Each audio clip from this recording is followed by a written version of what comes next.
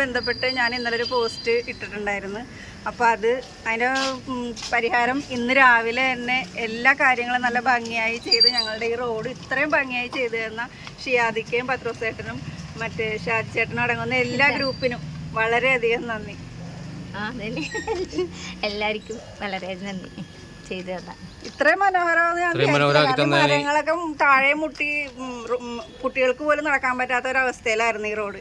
ഇപ്പൊ ഇതെല്ലാം വെട്ടി തെളിച്ച് നല്ല ഭംഗിയാക്കി തന്നതിന് ഒരുപാട് നന്ദി. എല്ലാവർക്കും വലിയ നന്ദിയുണ്ട്. ഇത്രയും ഭംഗിയാക്കി ഇത്രയും കാലങ്ങളായി ഇവിടെ കാട് പിടിച്ചും അലമ്പായിട്ട് കിടന്ന സ്ഥലം മെനയാക്കി തന്നതിന് അസോസിയേഷൻ്റെ ഇതിൽ പ്രത്യേകിച്ച് സിയാദിനും ഷാജി എല്ലിപ്പറമ്പനും ഒക്കെ എല്ലാവർക്കും നന്ദി.